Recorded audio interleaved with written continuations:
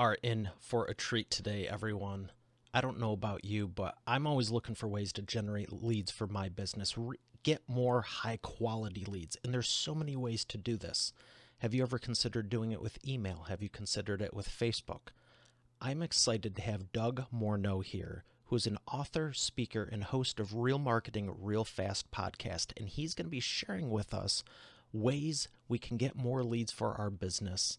And I'm going to bring him up right after we thank our sponsor.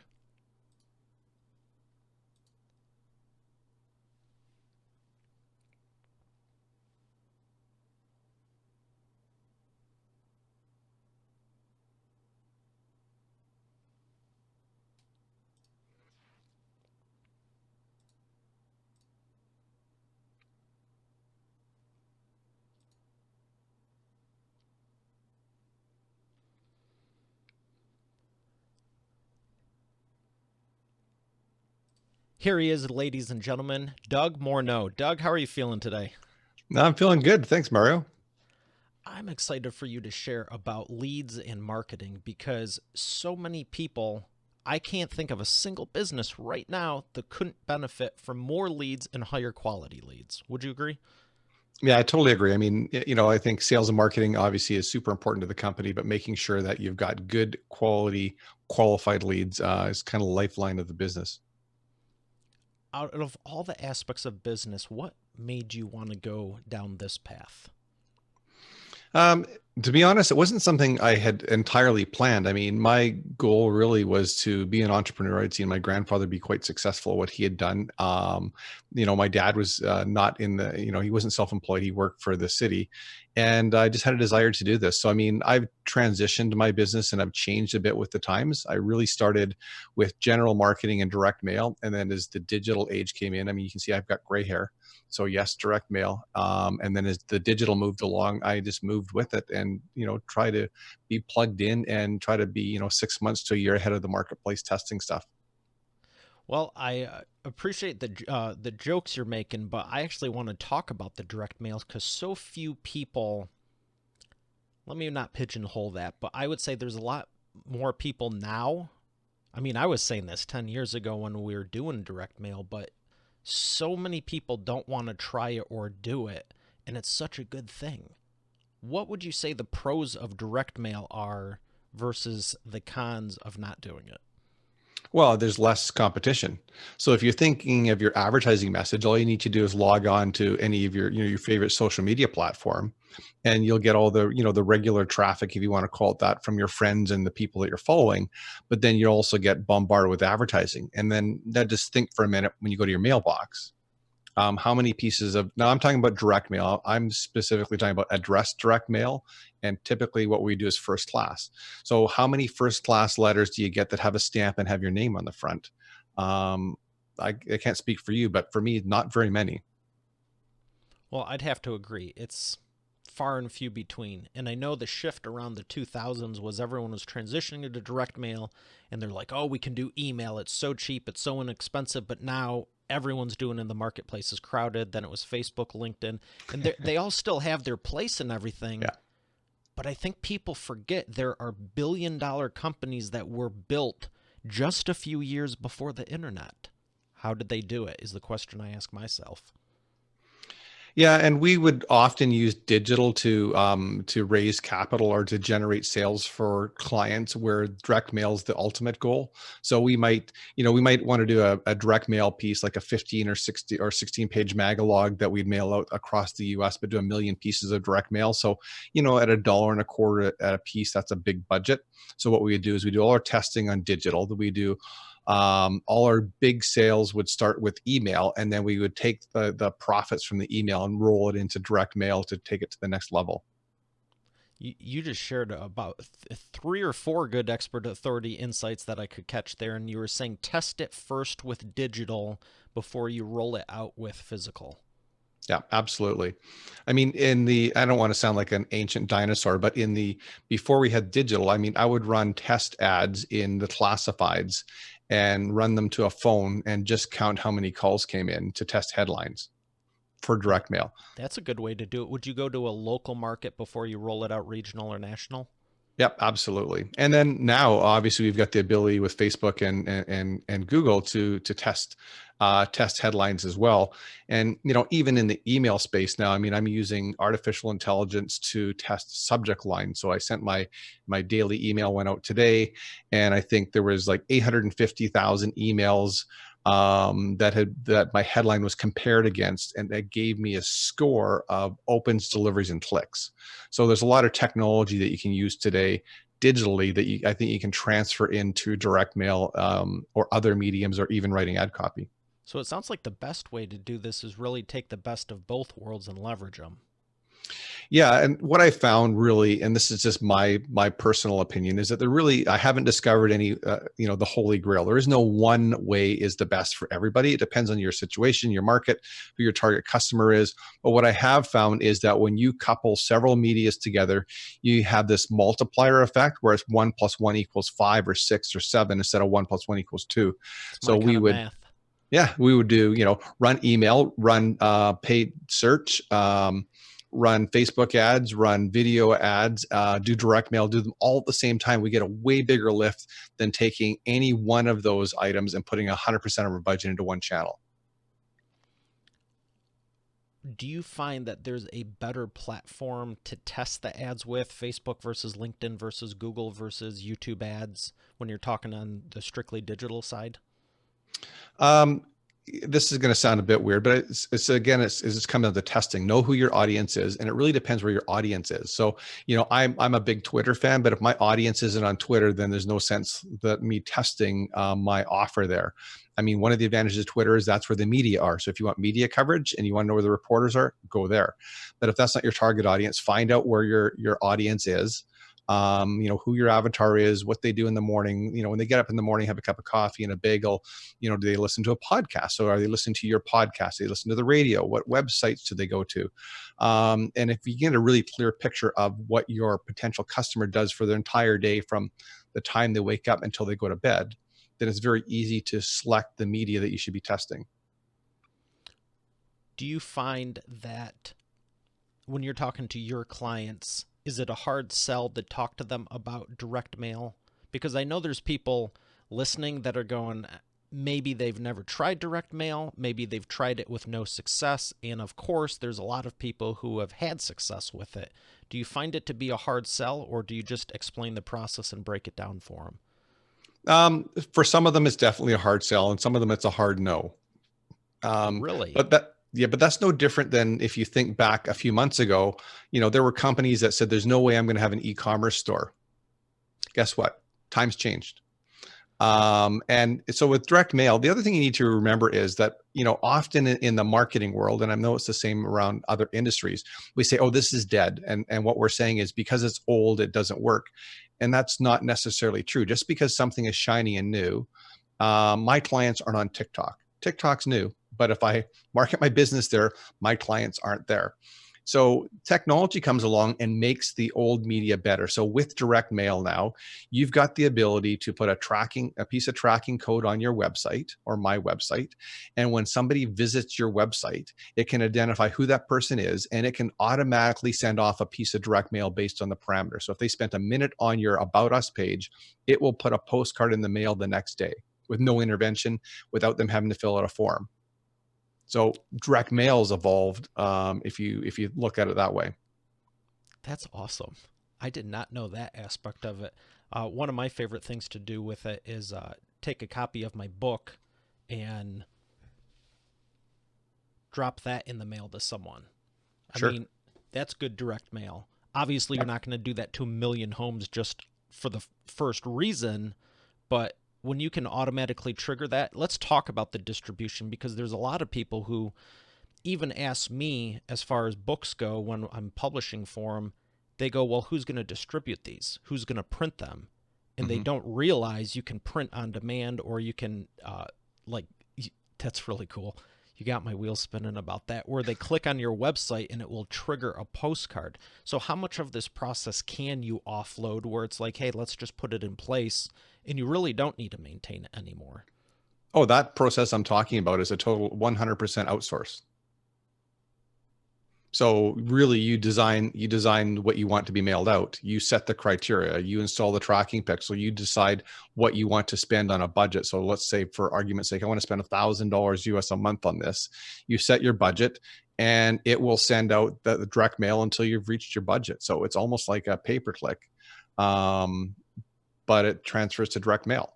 So there's lots of that technology that you outsource. So yeah, those postcards don't reside in your office, my office. They sit in a mailing house someplace, and they get the download, they send it out. You just get the reporting. See, and that's what I find exciting because I love systems and organization and just systematizing things for increased profit. And there's a lot of cool stuff you can do, but so many people come up with these ideas. We can do this, that, the other thing. And it's like, yes, it can work. Yes, it might work or will work, but you're also creating this 10x multiplier of work. Right. And if you don't have that time freedom, in my opinion, it's like you're going to be increasing not only the profit, but you're increasing the time. So what I love about what you're sharing is it's not. You still have that time freedom. What are some other advantages that you found with direct mail?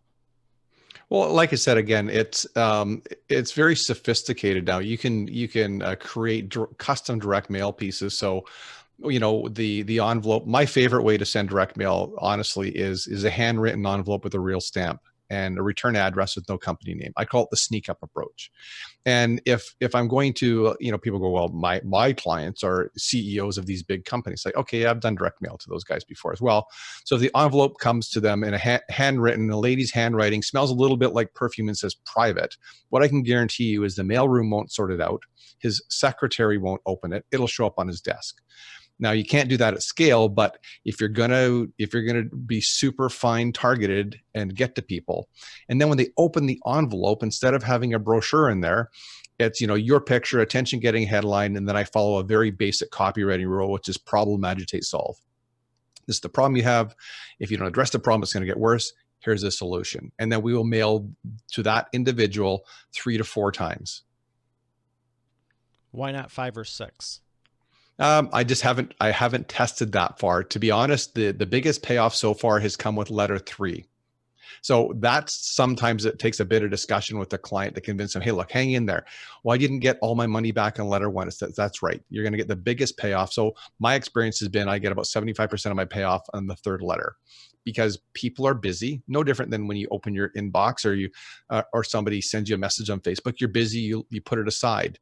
But if you're a welcome guest and not a pest, if you're trying to solve a problem they have, they probably just filed that aside and they're going to look at it later. Well, sometimes later never comes because they get distracted. So by sending another one and another one, another one, eventually they go, okay, fine, I got to deal with this. This guy's right. My problem is getting way worse. I got to resolve the fill in the blank. I need more leads. I need new staff. I need whatever. So I haven't tried 5 or 6 to answer your question. And that just answered the other side of the coin. Why not 1 or 2? Because your Well, biggest payoff is on 3. yeah, it's the magic's in the follow up, right? And it takes time to build a relationship. So if you can move digitally and direct mail at the same time, I mean, if you look at the ability to, what I do in the email world is I partner with large publishing companies that typically have a digital and a print publication, and that gives me access to phone numbers. That gives me access to their direct mail, and that gives me access to their email list because all of these guys have subscribers that subscribe to their email list. So I can now get the publisher to send out your advertising message saying, hey, hey, Fast Company subscribers, listen to Mario's podcast. This guy's really cool, or whatever the messaging is. If I want, I've got the ability to mail them and also to phone them. So if you're going to take 7 to 9 times to connect with somebody before they buy from you, I want to shorten up that time frame as quickly as possible. Yeah, and that's the thing. If you know it's going to take 7 to 9 or 13 or 21 or whatever the case is, Yep. maybe that's where you supplement some of the direct mail with the online and the email because there is a point in any sales cycle where you want to keep it affordable and profitable, but there's no point in doing 14 messages if it's going to take 15 or 16. Yep. And there's no sense doing 14 or 15 if you can get it done in 10. So you're right. It's There you really, go. It's really about testing. And so, to your point about, lots of times it takes up lots of time. You need to set aside some of your budget for testing. So I'm not suggesting that people go, hey, oh, great, now I got to go ask my VP of marketing for new budget. What I typically do with my clients is say, okay, let's carve off a piece of your budget, 5%, 8%, 10%, whatever the number is.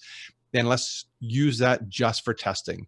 So we've got our baseline and you're happy with the results you're getting. But what if we could increase that by, increase the conversion by 1% or 2% or 3%?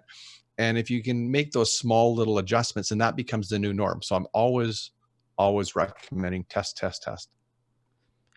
Here's the $1 million question. How long? Are we testing for a week, 2 weeks, 30 days, 45, 60, 90? Well, I've got the $500,000 answer to $1 million question, and that is it depends on the volume. You've got to have enough data that to make it statistically valid. So if you're saying, "Hey, I like the idea of running your email campaign and direct mail. I want to talk to 1,000 people," I'm going to tell you that's not enough. So if I tell you that you should probably talk to 50,000 people, the question then becomes over what period of time? So if you can do that in the course of 30 days, then that'll give you enough data. If you're going to do it, or you could do it over 6 months, but again, it's going to take you 6 months to achieve it. So it really comes down to, how quickly do you want to get the answer to your question? And that's the reason I wanted to ask that is because I know one of the frequent ones I get as far as Facebook ads are concerned, a lot of people don't realize you need to be willing to test for 30 to 60 days, let's say, with Facebook ads to figure Yeah. out what's working before you scale it up. And most people are, that may be their only budget, or that might be half a day's budget, depending on who you're talking to. But the test phase, everyone thinks you can just jump right in, either pour a whole lot of money at it or a Yeah. whole little bit at it, and magically it's going to work. And it's like nothing works that way. I mean, you're cool Yeah. and everything, person, but there isn't anyone pulling it off in 24 hours for like, try riding a bike like that. Why am I not a NASCAR driver? Yeah. Because you've been at this about 2 hours. Yeah, you're right. And people don't want to hear that. They what they want to hear is that, hey, you're the marketing guy, so I just expect you to write out a prescription and solve my problem in a day. It's like, we've had this problem for longer than a day. We need to investigate, look at what you're doing, try and test maybe some new tactics, or maybe it's just changing your copy, whatever it is. There's a lot of moving pieces, and nobody's got it all figured out. And the people that are really seriously crushing it, that are doing the 7 8 figure 9 figure businesses, they spend a lot of money with people testing copy, content, images, colors, all the time. Well, I want to dive into what you alluded to earlier. You're sharing a lot of expert authority insights, but the one you mentioned, problem, agitate, solve. Yeah. Why do you use that formula? Because it's the formula that I like, and it's gotten good results for me. So I've used that in across a variety of different industries, and it works. So I learned it from a copywriter who passed away this year, Dan Kennedy. And what he talked about is, imagine your prospect sitting in their lazy chair, they're sitting down, they're having a beer, they're watching the football game, and it's snowing outside. There's a foot of snow on the ground. How compelling would your message need to be to make that person shut off the game, put down their beer, put on their coat, and leave their apartment, come to your store? It'd have to be pretty darn compelling. And what I do know is that it's easier to sell aspirin than the vitamins. So people, know that they should exercise, know they should eat well. They might believe they need to supplement, but typically they don't make a change until something happens. For me, I nearly died from pneumonia. 3 months in bed because I was unhealthy. That was a wake-up call. Hey, I better get my life in order. So the same thing happens when you're trying to advertise to somebody. They're busy. You're an interruption to them. And so I say, problem, agitate, solve, but I like to pour salt in the wound and like to grind it in so it really hurts. So, my style doesn't fit everybody. I tell people my goal with you is to find your ideal customer, take a really big stick, whittle down one end so I can get a grip on it with two hands, hit your customer over the head, pick them up by their pant legs, shake them upside down till all their money comes out. Now, obviously, that's a made up example, but I like to be fairly aggressive because if you have a product or service that can change somebody's life or solve a problem, you owe it to them to do your very best to help them. And helping them is to get them to pay attention and then to engage you. Well, it may have been a made up example, but it still seems like a little bit of work. You got to grind down the stick. You know they have aluminum bats, right? Yeah, I do. No, but that's good because, again, with the process, so many people think they can just put one ad out one time without doing any research. Forget the testing. Who are you even talking to? And then are you taking them psychologically through the process? Absolutely. And the other thing is that, I didn't talk about is that's just testing one media. So, for example, in the email or direct mail space, I may buy several direct mail lists, or I may rent several email lists from several publishers. So once we test the copy, the content, the subject line, the landing page, then I'm going to go out and I'm going to test the media to see which media gives me the best ROI, which is different than Facebook or Google, because on Facebook or Google, you're changing your ads, but it's still Facebook or Google. So a fair comparison would be, well, what if there was 5 other competitors to Facebook that had the same type of product, or 5 other competitors, search engines to Google? And so what you do in my scenario, because there's that many media opportunities, is we test, once we get the message and the conversion right, then we test all the medias to find out which one should we spend money with. That is a great way to do it because it really is about the testing, which takes a little bit of time, but as you alluded to earlier, we can go hit up 50,000 people in 30 days or 6 months. It's And still the the same reason, 50,000 people, and that's what yeah, you're going to get your data set from. yeah. And the reason I like emails because they're all contained. So if you compare what I do with email to Facebook or Google, now we use Facebook and Google as well for retargeting, but I couldn't phone you up and say, hey, Mario, you have a Facebook agency. I want you to reach 100,000 people on Monday morning for me for my offer. Couldn't do it. I could go to, hey, are you familiar with a publication, Mario, called Social Media Examiner? Yes. Okay, so you may or may not know this, but you can actually get them to send your advertising message out to their subscribers. No kidding. So no kidding. So you pay them, and 350,000 people on Monday morning at 8 a.m. will receive your message all at once. So in terms of scaling, from going from 0 to hero or testing, now you've got the ability to, and you can't do that with other media. Like I've run larger ad budgets on Google where we've had clients who are spending like $50,000, $60,000 a day. We still can't reach the volume that I can partnering with a well-known publisher that's got a great relationship with their subscribers and having them introduce me. I got to ask you about your success stories, but you are giving so much value here, and I just want to say thank you because you got my wheels spinning again. I did not know that either, so I got to stay focused on the show, but you're creating more questions here. So tell me about your success stories. Who would you say is the biggest success story you've had so far? It was a lithium company that was raising money at the time when lithium was a very hot commodity. So it was a publicly traded company, and they were trying to raise capital. And they were very successful. I think they raised about $40 million. And what did you do?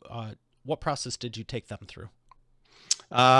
Pretty much what we talked about. So I identified a number of publishers. We hired a copywriter. We wrote copy. We tested copy. We tested subject lines. We rented. We partnered with publishers with email lists.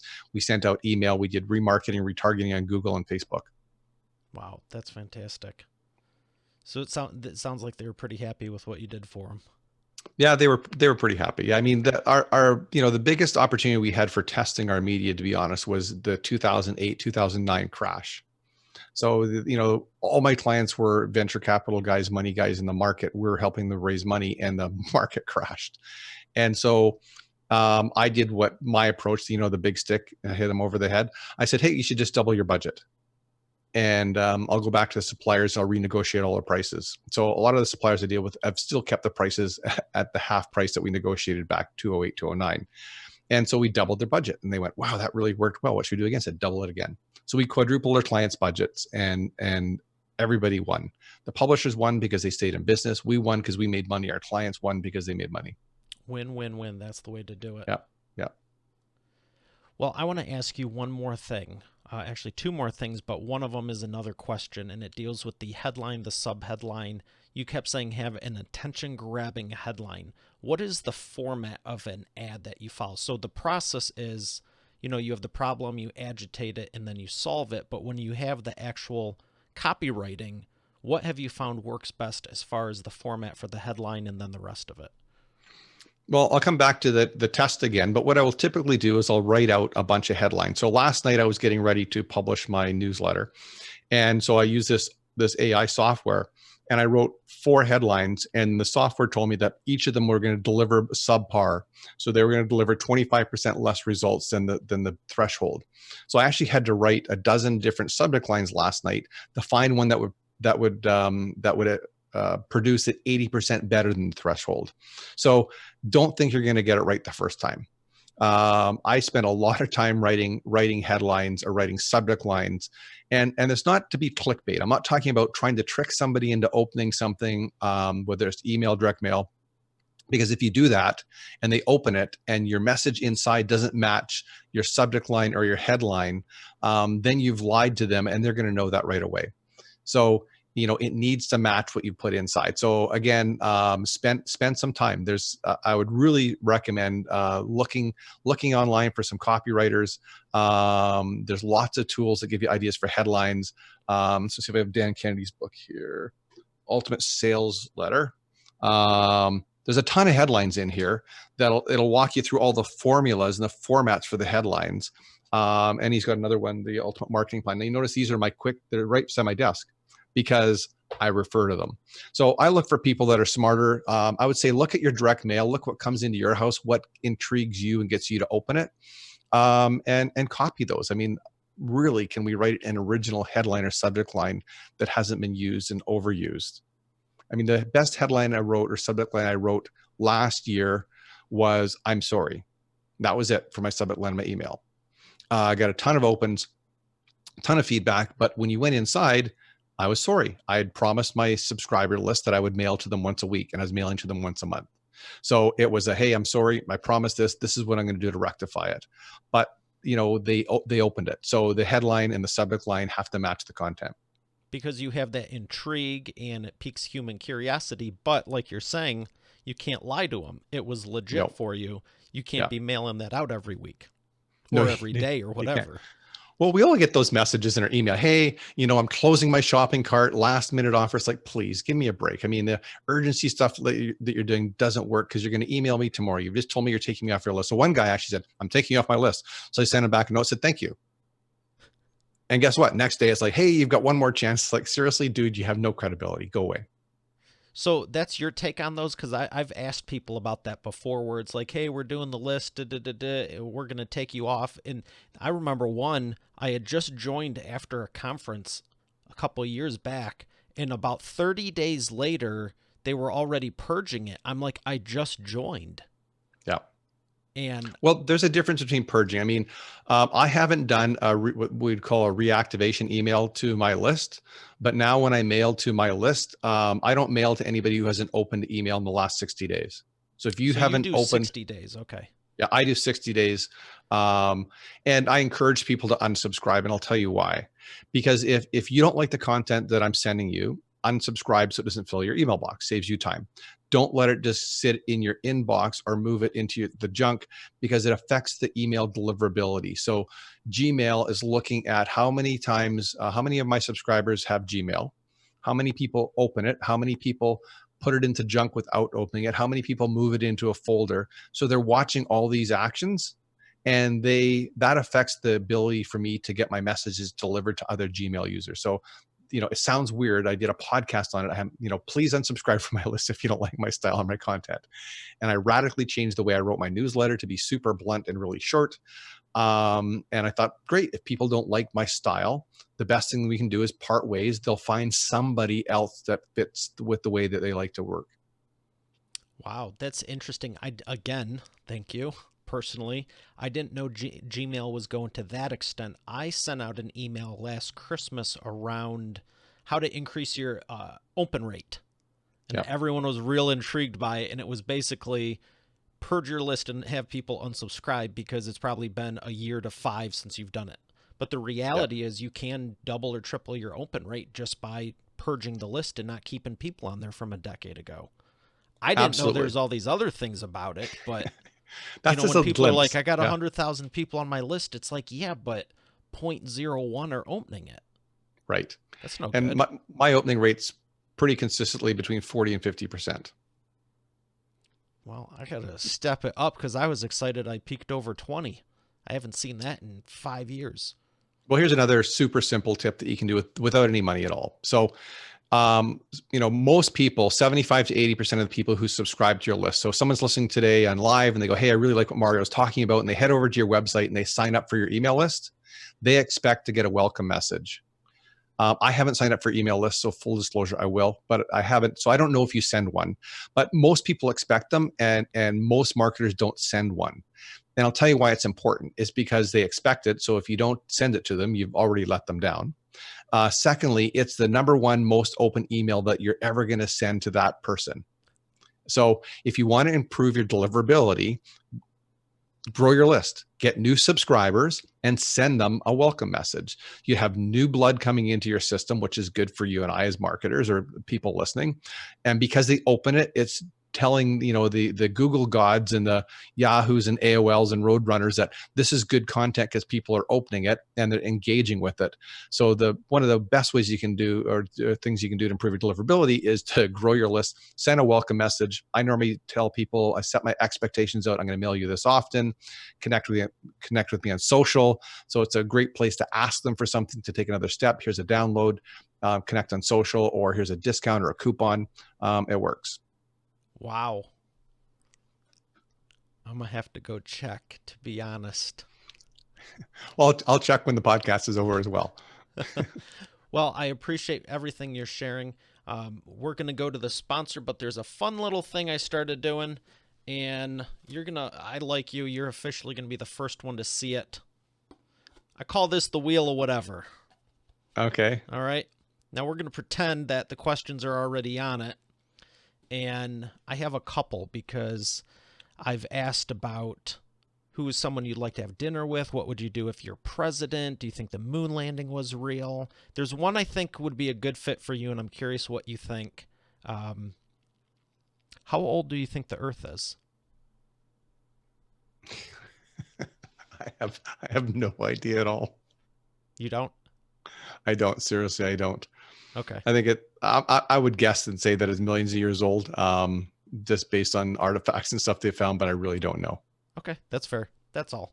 I interjected that about 100 episodes ago just for Yeah. some fun and some lightness, but we're going to thank our sponsor and come back for the imperfect action round.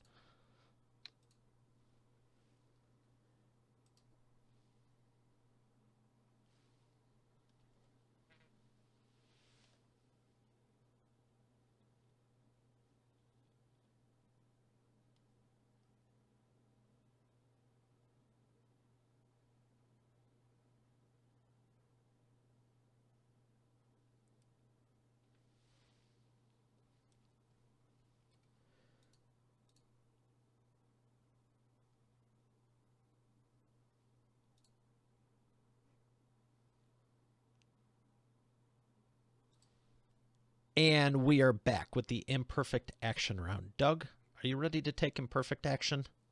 I am. First question, 60-second answers. What is the fastest path to the cash?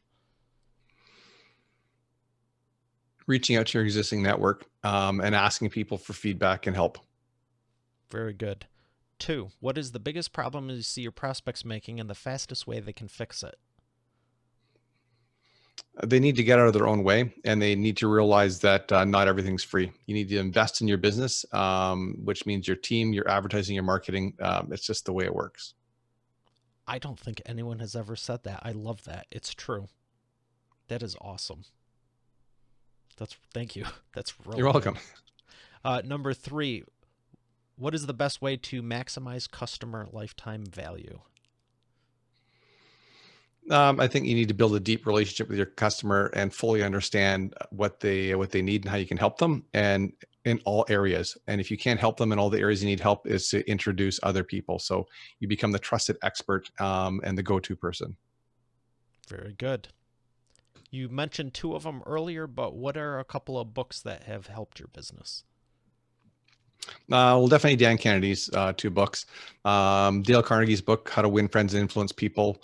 Um, I like Jim Collins' Good to Great, Built to Last. And I like his books because he isn't just talking about theory. He's a scientist into the way he puts the facts together.